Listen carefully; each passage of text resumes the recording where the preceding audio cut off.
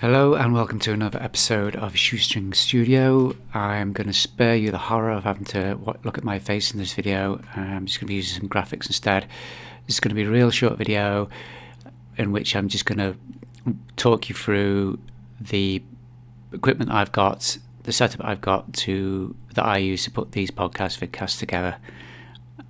Most of this equipment I've not bought specifically for these vidcasts. It's equipment I've had already, and I've spent virtually no money at all, and that's the whole concept of Shoestring Studio. So that's coming up next.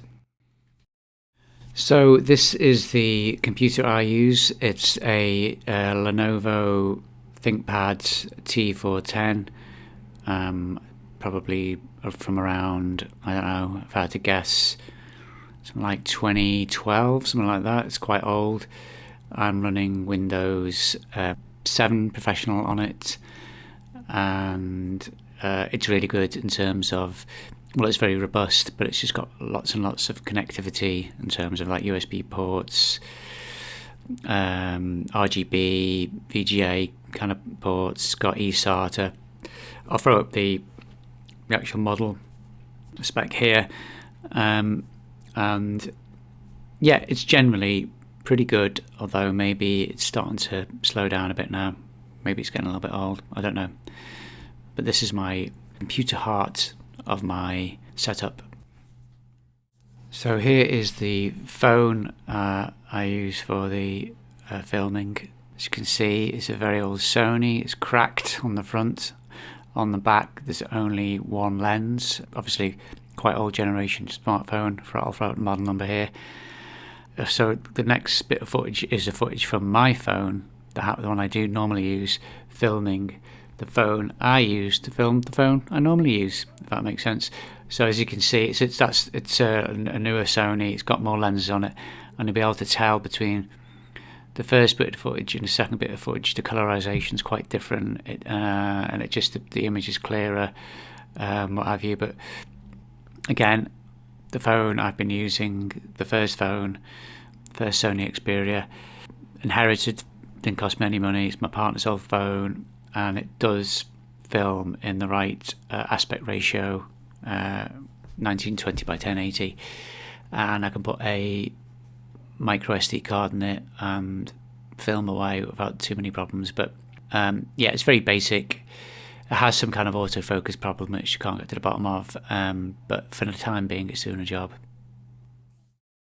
So this is the podcast type microphone I'm using, which is recording the voice you are hearing now. I'll throw up the model and the price I paid for it.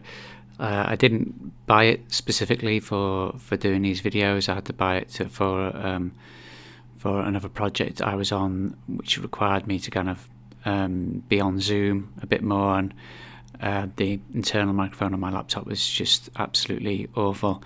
So I bought it for that purpose, for like another project I was working on. I think it's fine now. My partner uses it quite a lot now. It seems to pick up the voice really, really well. So yeah, doing its job fine, and it didn't cost very much. So the final link in the chain, you could say, is the software I'm using to edit the videos. So as you can see, I've thrown up the same screenshot I had up before, but that is a screenshot of my laptop running Movavi video editor.